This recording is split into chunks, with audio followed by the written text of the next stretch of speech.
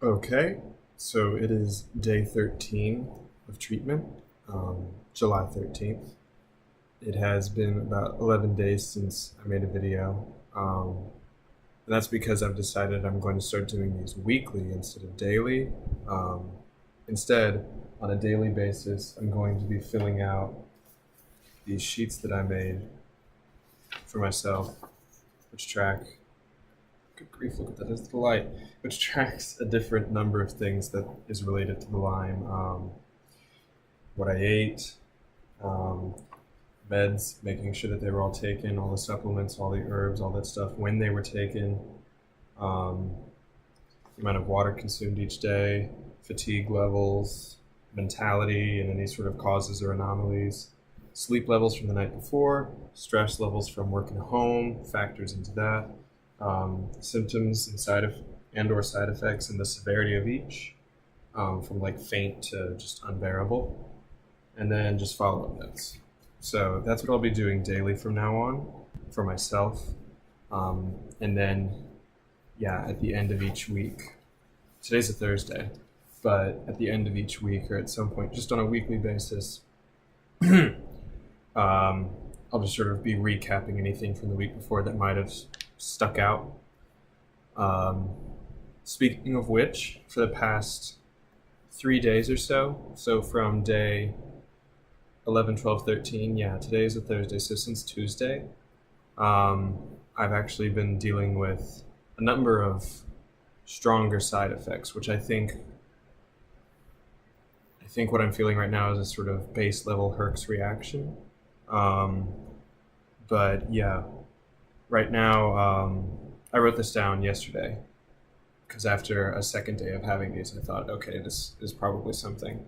But here's the symptoms I've been having: severe lightheadedness, coupled with overall body floating sensation, which, yeah, it's almost like I can't keep my head. It's just sort of like this level of. It's just like it's a level of brain fog that just sort of completely consumes my head and makes me feel lightheaded, and the rest of my body feels lightheaded, even though it's not my head, it's my body. Um, yeah, and then also, and this is usually happening while I'm at my desk at, at work. Um, my left arm in particular will not go numb, but it will get so lightheaded or have so much of that floating sensation that it will just sort of disappear, in the same way that if like you had your arm up against an edge and it just sort of it fell asleep. That same idea, but my arm isn't sleep, like it's not on an edge of any kind. And just on the left side too, which I thought was interesting. Um, yeah, left arm numbness, um, severe inability to focus, brain fog, almost a dyslexic feeling. Normally, when I look at a chunk of, normally when I look, I just had my third and final dose of samsara and pectin for the day, so I'm busy choking that down. Um, anyway, normally when I look at a paragraph of words or a large body of text, or even just text on the screen, um, what I call a dyslexic feeling is basically the moment I see it, I can't focus on it. It doesn't register in my mind what it is I'm looking at. So in the instance of like a paragraph of words, right now I'm reading a book by Richard Yates, Revolutionary Road. And what I'm doing is I'm using like a highlighter, like just a thin highlighter's edge, to just follow that as a way of like actually following the words, kind of like you used to do in elementary school, because I can't, if I just go from the end of a paragraph to the next paragraph, I won't be able to focus on that. Something that you guys might be able to relate to on this is when you read a paragraph of text, you get to the end of it, and then you're like, wait a minute, what did I just read? And you have to go back and read it again. It's that feeling, but I get that instantly when I start to look at it, let alone try and comprehend what it is it's saying. Um, so yeah, that's been happening a lot lately. And these symptoms tend to come up within about an hour, hour and a half after I take the pectin and samsara together in the morning. Yesterday, it was after my second dose that it really started to kick in, these symptoms. or side effects. I'm not sure. Enhanced symptoms, side effects of treatment. That's basically what it is, because these are symptoms I've been having that are amplified by the treatment. So it is both a symptom and a side effect. But yeah, today was actually after my first dose. And yesterday, I had admittedly didn't eat as much as I should have. The office had stuff like donuts and Danish and cookies and pizza and all sorts of stuff that I could not have because as of last Friday, when I met with my nutritionist and a colleague of hers, Dr. Geis, um, both of whom are wildly knowledgeable and I definitely trust them, but I showed them basically my grocery lists of what I'd found um, online on a site that my doctor had recommended to me in terms of viable information and like honest, real information as opposed to Google ramblings. And so I showed this to them in terms of like, okay, this is what I've been buying. Is this okay? And they crossed off a few things that surprised me, like tilapia is not good at all. Apparently, because it's a bottom feeder, it is wildly awful for people with Lyme to be eating, even though it was on a Lyme diet site. Simply because it's introducing more toxins and more heavy metals into your system because it is a bottom feeder. Same thing for flounder. But anyway, yeah, as of last Friday, they basically told me the new diet I'm on is something close to ketogenic in the sense that you are not eating any dairy in any form, no sugars, no grains. Technically, it's gluten-free, but my nutritionist said she doesn't want me on any grains of any kind. So even if it is like a gluten-free snack or a pasta or something like that, not to have it, to just take away as many grains as possible. And then obviously simple sugars go out the door as well. The only instance of sugars that are allowable are in fruit. And even then, the diet that I'm on is straying away from any high sugar fruits. So like apples. Surprisingly, things like raspberries, blueberries, and strawberries are low in sugar. They're just really like ample in taste. But yeah, I think as a result of going on this diet, the next symptom, or not symptom, but this is definitely just a side effect. Yeah, I haven't been able to hold in food like at all. I'm not throwing up, it's the other. But I'm going to the bathroom now at least a dozen times a day. And this but this has happened to me before, about a year ago, last summer, when for about a week I was buying just my own groceries, and this was about halfway into my year of only eating fish and no chicken, pork, or beef. And for that week, I basically was doing a ketogenic diet without meaning to. I just got really strict with myself and got ultimately healthy. And towards the end of that week, it was the same thing. I couldn't hold any food. Within like an hour or so of me having a meal, I would pass it. So I was going to the bathroom about a dozen times a day then as well. But yeah, I'm going to check with my nutritionist to make sure that what is happening to me is normal. Because I know with detoxes, normally going to the bathroom a lot is common. But at the same time, I'm thinking the lightheadedness might be a result of the fact that I'm not getting any sugar into my system whatsoever. And there is a history of blood sugar problems in my family. So I want to make sure that that's managed correctly if I just need to be eating a lot of fruit or what. And then, yeah, the fact that like my body's not holding any food. So my body is consistently in a state of hunger in a way, and it is lightheaded because it feels like it hasn't been fed at all. So yeah, I'm going to try and find a balance there. It might just be an instance of me having to eat a lot of very specific foods. I don't know. Headache pains. Yeah. Along the left side, again, left arm, left side. I don't know what it is about the left, but we'll see. Maybe because the side of the brain is the one that deals with cognitive abilities. Like the left side is the smarts, right side is the creativity, I think, is the old saying or whatever. So, but yeah, for for about a week now, off and on, I've been getting headache pains. And I say headache pains because it's not a consistent drumming headache. It's just the like sudden pains from them that will like just sort of go in waves to barely noticeable to just pretty bad. Um, yeah, my nutritionist has told me that that is very much a potential reaction in regards to like having a herx. So that might be like that's. She said it's a result of the die-off of either the Babesia or the Bartonella, which, like I mentioned in my first video, are two of the more they're two of the bacteria that more often than not will come with Lyme and can do just as much damage, but to specific parts of your systems. Um, and yeah, Babesia and Bartonella can definitely impact your brain and your cognitive ability, and your mentality and your emotional state, and your psychological state. So yeah, the headaches are almost like a signal to me, even though they're bad.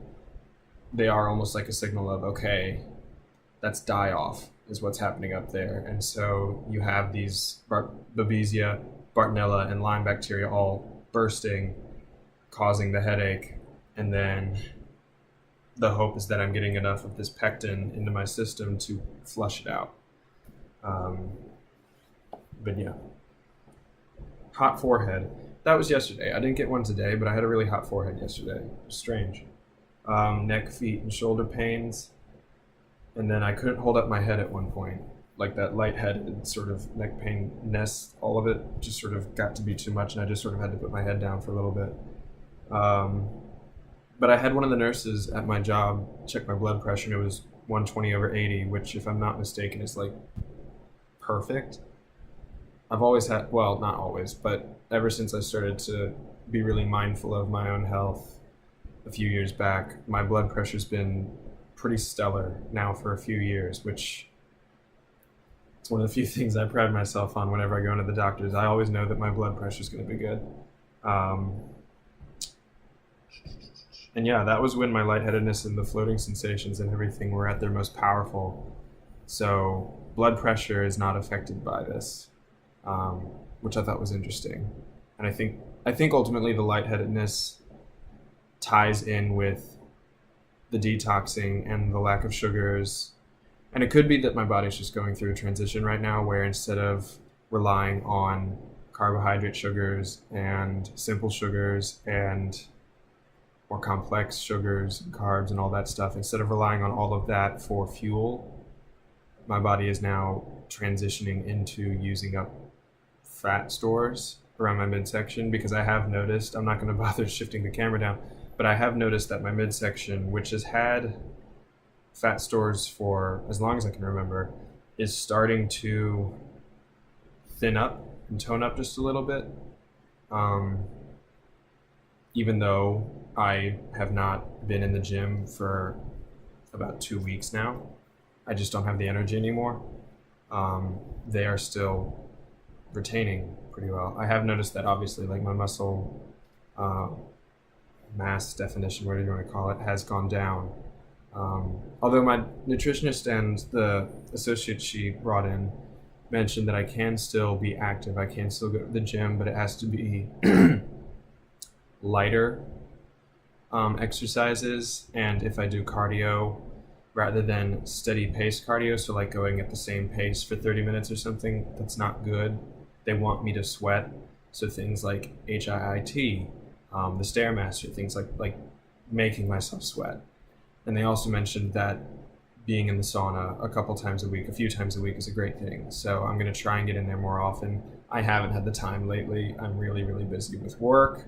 Work is very stressful right now, and I'm also busy helping my brother and his fiance with their wedding. I'm doing a lot of the branding and design and print materials and all that stuff with them, which I love. That's what I hope to be doing almost as like a full-time job eventually. That's the sort of work I'd want to start doing eventually as a full-time job. So I'm grateful to them, if they're watching, that they're letting me help them with theirs as almost like a first professional instance where I'm doing that. But I digress. Yeah, so I made a note at the bottom of this regarding yesterday. Woke up and got to work feeling great, and I did. I felt amazing. I was listening to like a playlist on Spotify of like Montreat energizers, um, like Prince of Peace and Wave and Flag, and something else, a song called Highway 60 that I found, which was really nice. It reminded me of home. But yeah, and I didn't feel bad at all, even after the first dose. It was really only after second dose that loss of energy and aforementioned symptoms kicked in, which is true. Um, but yeah, and then today I had roughly the same thing. It wasn't any more intense today, but it hit quicker. Instead of after the second dose like yesterday, it hit with the first dose, which I don't quite know why. I'm curious to know if that's something to do with the amount of time between when I'm taking my third dose the night before and then when I'm taking the next one previous or the following morning. Because my doses during the day are about five to 6 hours apart.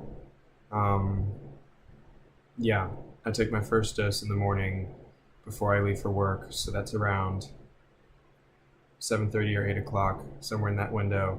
My second one is usually around 12:30 to 1, and then my third one is from about 6:30 to 7. I'm not sure if I got the hours in between each of those right, but the point being, if I'm taking my last one at 6:30 to 7, and then my next one is until 7:30 to 8, that's a full 12 hours as opposed to just 6. So is it just simply my body reacting to not having the samsara killing these bacteria and the pectin flushing out my symptoms so then when I have it in the morning, it's headaches and lots of bathroom visits, etc.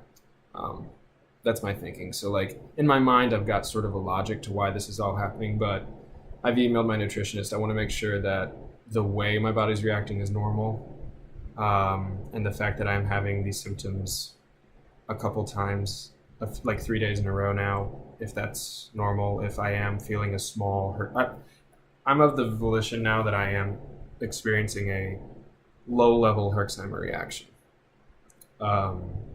Simply because like I don't feel, apart from some upper body pains and like tension yesterday, I've been okay. If anything, it's just a lot of exhaustion. I've almost straight away after starting the samsara twice a day. I'm up to 3 times a day for both now, but when I started doing it twice a day, I started to feel my body getting more and more exhausted, and I would wake up in the morning exhausted, like sleep is no longer restorative, I guess you could say, unless I get plenty of it. Like right now it's 10:50, which means that I'm going to make sure that I sleep until 11, 12, 1, 2, 3, 4, 5, 6. Yeah, I'm going to try and sleep until 7 tomorrow so I can get a full 7 to 8 hours. Because if I get less than 6, sleep is not energizing at all. I wake up in the morning just as exhausted as I was when I fell asleep the night before. So yeah, that's these last couple of days. Yeah, I'll start doing these on a weekly basis instead. I hope to do videos in better lighting. I'm just in my bedroom right now, but I hope to do some videos soon regarding like overarching information about all of this. Just sort of an introduction to Lyme, chronic Lyme as a whole, how, good grief, how Lyme has affected me personally over the years. I'm starting to connect the dots to that, just in terms of what I've learned about Lyme bacteria, Bartonella and Babesia, and where they plant themselves in your body if given enough time, and how they can slowly deplete basically all of your systems because they latch onto fat and they more or less like lock themselves into the fat and then just start letting the nastiness out. And because there are little bits of fat all over our bodies, in our skin, in our organs, and all over, they've basically gone everywhere. But I'll make a whole video for that. Treatments. I'm on a different type of treatment than most. So I'm going to explain my personal treatment and the treatment plan for the near future soon in its own video. And yeah, a couple others that I can't think of right now. I've written them down. I've got some time this weekend since I'm going to be taking it easy this weekend just because my parents are coming into town Tuesday. I'm really excited for that, so I want to be sure to rest up for that. And then almost directly after they are here, in fact, not almost, directly after they are here, I'm going to Los Angeles for a week. I will try and do a log from there, and a log is next week as well, despite how busy I am. And yeah, my nutritionist and I have decided that we're not going to go into phase 2 of treatment, the harder hitting stuff, until I get back from Los Angeles, just to prevent me from having any sort of severe reaction while I'm there. It is my vacation. I'd rather not have a massive herx while I'm on vacation for my birthday. Yeah. So that's where I'm at right now.